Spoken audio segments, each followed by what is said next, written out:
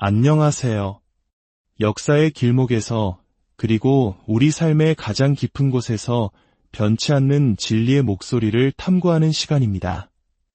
오늘 우리가 함께 나눌 이야기에 앞서 잠시 주님의 은혜를 구하는 마음으로 이 채널을 통한 말씀의 여정에 동참해 주시길 부탁드립니다. 여러분이 이 영상을 공유하고 구독해 주시는 것은 어두운 세상에 작은 빛의 씨앗을 심는 것과 같습니다. 이 선한 영향력을 나누는 모든 분들의 삶에 하나님의 크신 축복과 평안이 가득하기를 기도합니다. 자, 그럼 이제 오늘의 이야기 속으로 들어가 보겠습니다. 우리 주변에는 성공적인 삶을 살아가는 한 청년, 샘이 있습니다. 그에게는 안정적인 직장과 사랑스러운 연인, 그리고 서울 시내가 내려다 보이는 근사한 오피스텔이 있습니다. 차는 늘 최신형이고 건강에도 아무런 문제가 없죠. 유머 감각이 뛰어나 대인관계도 좋고 지적인 매력까지 갖췄습니다. 그런데 샘에게는 한 가지 특별한 점이 있습니다. 바로 그가 크리스천, 그것도 꽤 활동적인 크리스천이라는 사실입니다. 그는 복음주의적인 배경에서 자라났지만 지금은 과거의 신앙이 가진 어리숙하고 세상 물정 모르는 모습들은 대부분 벗어 던졌다고 생각합니다. 신학적으로 진보적인 자유주의자는 아닙니다. 그는 성경의 권위를 굳게 믿습니다. 그렇다고 해서 세상과 담을 쌓고 사는 근본주의자도 아닙니다. 오히려 그는 창세기에 나오는 문화명령의 중요성을 깨닫고 종교적인 영역뿐만 아니라 비즈니스, 철학, 윤리, 경제, 법 등 삶의 모든 영역이 성경의 통찰 아래에 있다고 믿습니다. 세상의 기원부터 삶의 의미에 이르기까지 세상의 모든 현상을 가장 만족스럽게 설명하는 것이 바로 성경이라고 생각하죠. 성경이 말하는 창조주 하나님은 그 자체로 존재의 근원이시기에 다른 어떤 원인도 필요 없으며 인간의 나약함과 죄성 역시 현실적으로 설명해 줍니다. 샘은 예수님의 부활에 대한 역사적 증거들을 들어가며 믿지 않는 친구들의 주장을 반박할 수도 있습니다. 그는 성경을 깊이 공부하며 그의 신중한 친구들이 내심 부러워할 만한 높은 수준의 도덕적 기준을 가지고 살아갑니다. 하지만 만약 우리가 그의 영혼 깊은 곳을 들여다볼 수 있다면 샘은 사실 지극히 세속적인 사람이라는 것을 알게 될 것입니다. 그는 내일 아침에도 당연히 자신의 침대에서 눈을 뜰 것이라고 기대합니다.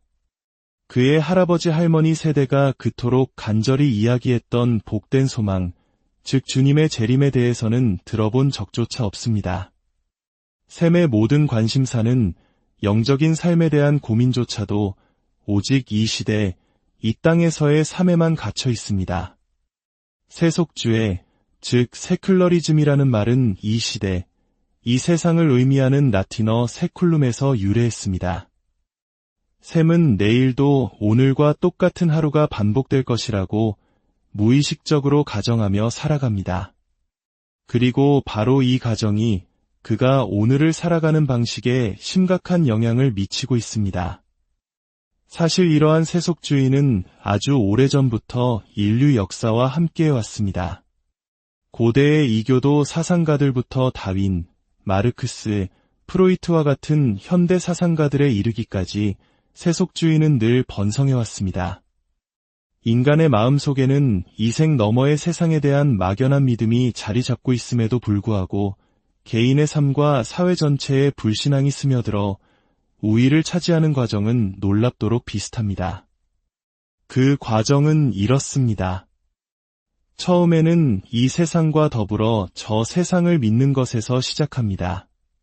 그러다 저 세상보다는 이 세상에 집중하게 됩니다. 점차 저 세상보다는 이 세상을 강조하게 되고 저 세상보다는 이 세상에 더 관심을 갖게 됩니다. 그러면서 저 세상에 대해서는 점점 덜 생각하게 되고 저 세상에 대한 강조는 사라지며 저 세상의 존재에 대해 의문을 품게 됩니다. 마침내 저 세상을 무시하고 잊어버리고 결국에는 저 세상의 존재 자체를 부정하게 되는 것입니다. 이것이 바로 오늘날 우리 사회에 심지어 우리 교회 안에 깊숙이 파고든 세속주의의 모습입니다. 교회가 우리를 다음 세상, 즉 영원한 삶을 위해 준비시키는 일보다 이 세상에서의 삶에 잘 적응하고 대처하도록 돕는 일에 점점 더 많은 시간과 에너지를 쏟고 있는 현실이 바로 그 증거입니다. 오늘 우리가 함께 묵상할 데살로니가전서 말씀에서 사도 바울은 이러한 세속주의가 가져오는 두 가지 심각한 문제를 지적합니다. 첫 번째는 세속주의의 절망감이며 두 번째는 세속주의의 부도덕함입니다. 먼저 세속주의가 낳는 절망감에 대해 살펴보겠습니다. 데살로니가전서 4장 13절부터의 말씀입니다. 아마도 바울이 쓴 편지 중 가장 초기에 쓰인 이 편지에서부터 이제 가십년 15년 된 초대 교회 성도들 사이에 이미 이 문제에 대한 질문이 있었다는 것은 참으로 흥미로운 사실입니다. 4장 13절 말씀입니다. 형제들아, 자는 자들에 관하여는 너희가 알지 못함을 우리가 원하지 아니하노니 이는 소망 없는 다른 이와 같이 슬퍼하지 않게 하려 함이라. 여기서 잔다는 것은 물론 죽음에 대한 완곡한 표현입니다. 문제는 죽음에 대한 무지가 그들로 하여금 소망 없는 다른 이들처럼 슬퍼하게 만들고 있었다는 것입니다. 사랑하는 성도 여러분, 이것이 오늘날 얼마나 많은 사람들의 모습입니까? 죽음 앞에서 아무런 희망도 찾지 못하고 절망하는 사람들 말입니다. 철저한 세속주의자였던 버트런드 러셀은 이렇게 썼습니다.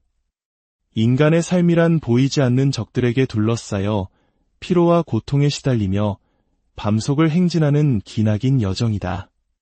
그 목적지는 거의 아무도 도달할 수 없으며 어느 누구도 오래 머물 수 없는 곳이다. 희망이 없는 인생에 대한 처절한 묘사입니다. 이는 오직 물질만이 존재한다고 믿는 유물론의 허무함을 보여줍니다. 유물론이란 언젠가 우로 돌아갈 것들에 인생의 모든 것을 투자하는 가장 어리석은 철학입니다. 그러나 바울의 대답은 명확합니다. 크리스천에게는 소망이 있다는 것입니다. 14절 말씀을 보십시오. 우리가 예수께서 죽으셨다가 다시 살아나심을 믿을진대 이와 같이 예수 안에서 자는 자들도 하나님이 그와 함께 데리고 오시리라. 죽은 자들이 여전히 예수 안에 있습니다. 그들의 소망은 예수님께 단단히 묶여 있습니다. 우리가 죽음 앞에서 소망을 가질 수 있는 이유는 바로 우리가 그리스도와 연결되어 있기 때문입니다. 제가 처음으로 장례식을 집례했던 때가 생각납니다. 저는 고인과 잘 아는 사이도 아니었고 그는 신앙을 고백한 크리스천도 아니었습니다. 갑작스러운 죽음이었죠. 저는 작은 무리의 조문객들 앞에 서서 제 자신에게 물었습니다. 왜 내가 여기에 서 있는가? 왜 이 젊은 청년이 알지도 못하는 사람들 앞에서 이 슬픔의 자리에 서 있는가? 그리고 저는 이렇게 말했습니다. 제가 이 자리에 서 있는 이유는 저에게는 소망이 있기 때문입니다. 저는 무덤에 들어가셨다가 다시 살아나신 분을 알고 있습니다. 그것이 제가 여기에 있는 이유입니다. 사랑하는 여러분, 그리스도께서 죽으시고 부활하셨기 때문에 우리에게는 소망이 있습니다. 우리가 그리스도 안에 있다면 비록 우리가 죽더라도 다시 살아날 것이라는 소망입니다. 바울은 여기서 더 나아가 하나님이 그들을 데리고 오신다고 말합니다. 데리고 온다는 표현은 보통 살아있는 사람에게 쓰는 말이지 죽은 사람에게는 어울리지 않습니다. 그러나 바울은 그리스도와의 연합에 근거하여 그들에게 놀라운 소망을 선포합니다. 죽음조차도 그리스도와 우리 사이의 연합을 끊을 수 없다는 것입니다.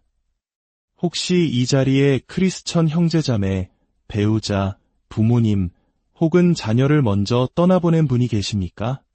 그리스도와 우리의 연합이 이 땅의 삶 그 자체보다 더 근원적이라는 이 진리 안에 얼마나 큰 소망이 있는지 모릅니다.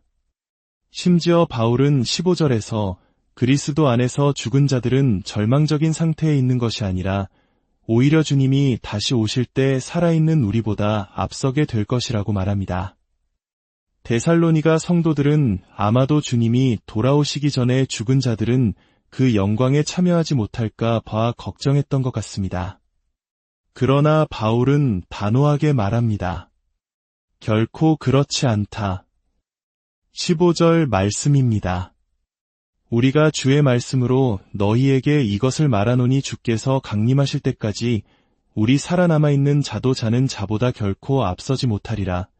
바울은 여기서 주님의 오심을 묘사하기 위해 당시 로마 황제가 속주를 공식 방문할 때 사용하던 단어를 씁니다. 황제는 자신의 주권과 통치를 과시하기 위해 방문했고, 황제가 도시에 도착하면 도시의 대표단이 먼저 성문 밖으로 나가 황제를 맞이하는 것이 관례였습니다. 바울은 이미지를 사용하여 그리스도 안에서 죽은 자들이 얼마나 영광스러운 위치에 있는지를 보여줍니다. 그들은 절망 속에 버려진 자들이 아니라 다시 오시는 왕을 가장 먼저 맞이하는 영광스러운 대표단이 될 것입니다. 16절과 17절은 그 장엄한 광경을 이렇게 묘사합니다.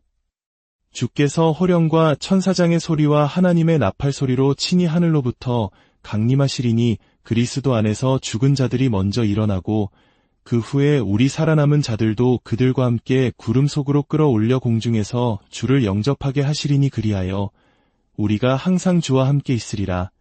마치 시내산에 하나님이 강림하셨을 때 모세가 백성을 이끌고 나아가 하나님을 맞이했던 것처럼 주님이 다시 오시는 날 모든 크리스천들은 그 영광스러운 행렬에 참여하여 왕을 맞이하게 될 것입니다. 그리고 죽은 자들이 그 행렬의 선두에 서는 영예를 누리게 됩니다. 그리고 살아있는 우리도 그들과 함께 들림받아 공중에서 주님을 만나 영원히 주님과 함께하게 될 것입니다. 이것이 우리의 최종 목적지이자 가장 큰 소망입니다. 혹시 이 말씀을 듣는 분 중에 아직 자신을 크리스천이라고 생각하지 않는 분이 계시다면 잠시 당신에게 말씀드리고 싶습니다. 당신은 이 세상에 우연히 던져진 존재가 아닙니다. 당신은 하나님을 알고 그분과 교제하도록 창조된 목적 있는 존재입니다. 당신이 인생에서 겪는 모든 좌절과 허무함은 이 세상이 전부가 아니라는 것을 보여주시려는 하나님의 친절한 신호일 수 있습니다. 인간의 영혼은 너무나 커서 이 세상만으로는 결코 채워질 수 없기 때문입니다. 크리스천이 된다는 것은 하나님께서 보내신 예수 그리스도를 신뢰하는 것입니다. 당신을 만드셨지만 당신의 죄로 인해 마음 아파하시는 그 하나님께서 놀라운 사랑으로 그의 유일한 아들 예수님을 이 땅에 보내셨습니다.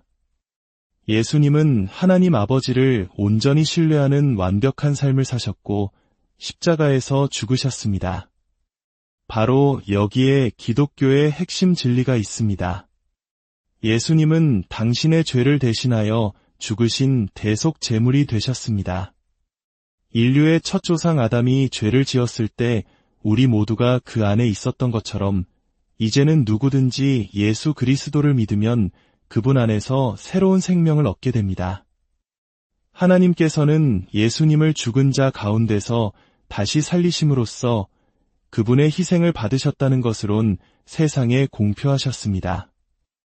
17절이 말하는 항상 주와 함께 있으리라는 소망은 바로 오늘 당신의 것이 될 수 있습니다.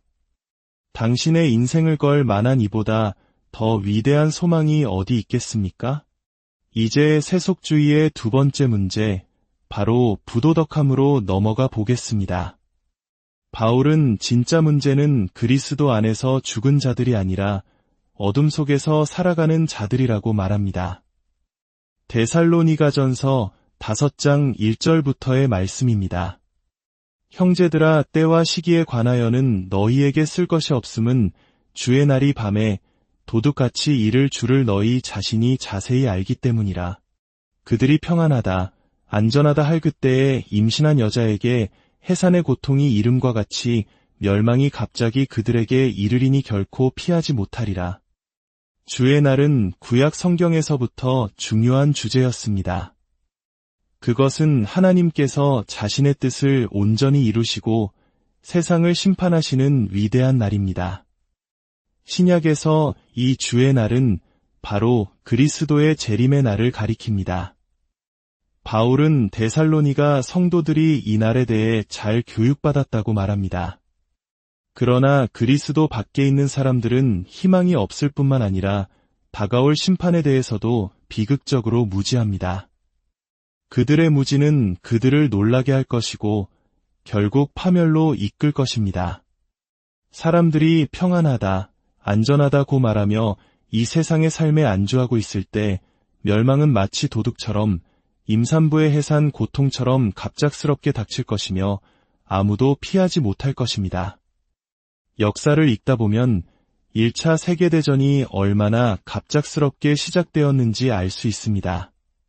사람들은 유럽 대륙의 정치적 긴장에 무관심했고 그것이 자신의 삶에 영향을 미칠 것이라고는 상상도 못했습니다. 그러나 사라예보의 총성 한 발은 수백만 명의 삶을 파괴하는 끔찍한 전쟁의 도화선이 되었습니다. 한 작가는 이렇게 기록했습니다.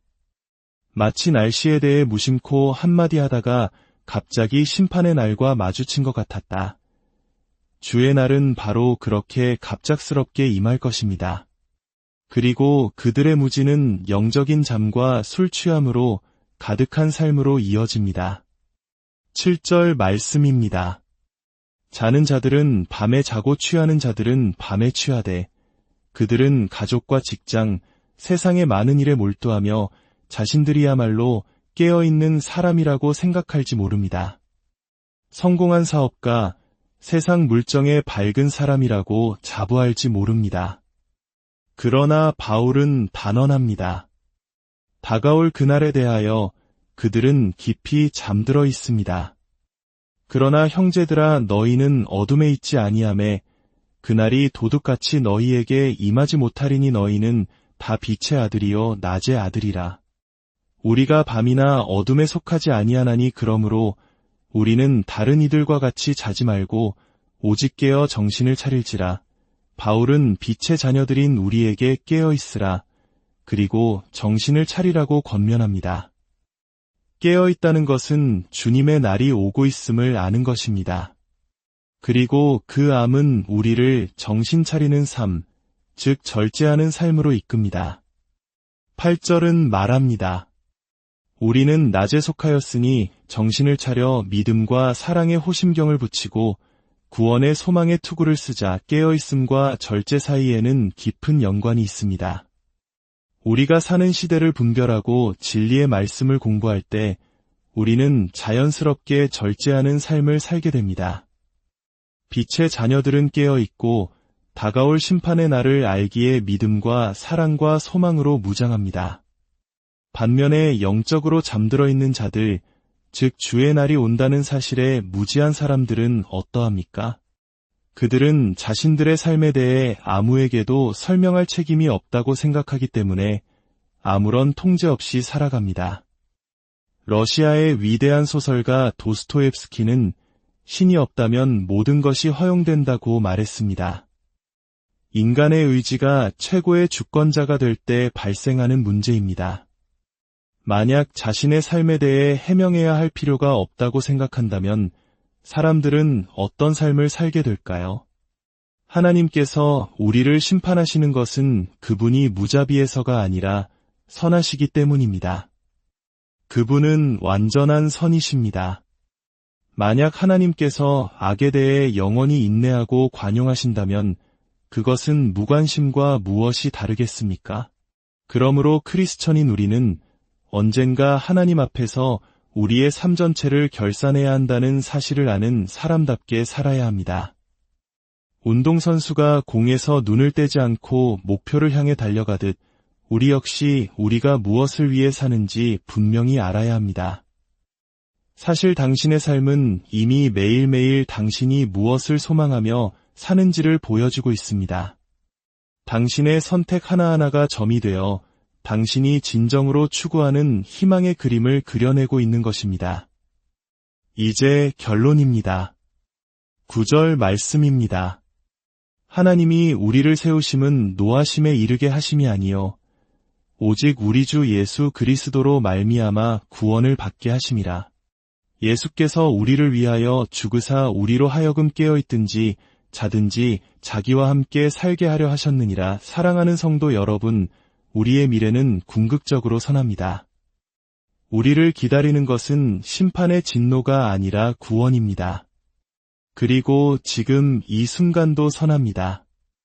예수님께서 우리를 위해 죽으셨기에 우리는 그분이 오시는 날 살아있든지 죽어있든지 상관없이 그분과 함께 살 것입니다. 그러므로 우리는 놀라거나 통제불능의 삶을 살아서는 안 됩니다. 우리는 지금 그리고 영원히 주님과 함께 사는 높은 특권을 누리도록 부름받았습니다. 바울은 이 두 단락의 끝에서 동일한 권면을 반복합니다. 이러한 말로 서로 위로하라. 서로 권면하고 서로 덕을 세우기를 너희가 하는 것 같이 하라. 희망으로 서로를 위로하고 거룩한 삶을 살도록 서로를 격려하라는 것입니다. 이 의무는 우리 모두에게 주어졌습니다. 1833년 어느 날 이른 아침, 한 소년이 겁에 질려 어머니에게 달려와 울부짖었습니다. 엄마, 세상이 끝나는가 봐요. 별들이 떨어지고 있어요. 잠에서 깬 어머니는 창가로 달려갔습니다. 그들이 본 것은 역사상 가장 경이로운 유성우 중 하나였습니다. 하늘에서는 마치 폭설이 내리는 것처럼 쉼없이 별똥별이 쏟아졌습니다. 사람들은 세상의 종말이 왔다고 생각하며 땅에 엎드렸습니다. 그때 그 어머니가 무엇이라고 말했는지 아십니까? 그녀는 그 종말의 광경 앞에서 이렇게 외쳤습니다. 하나님, 감사합니다. 저는 준비되었습니다.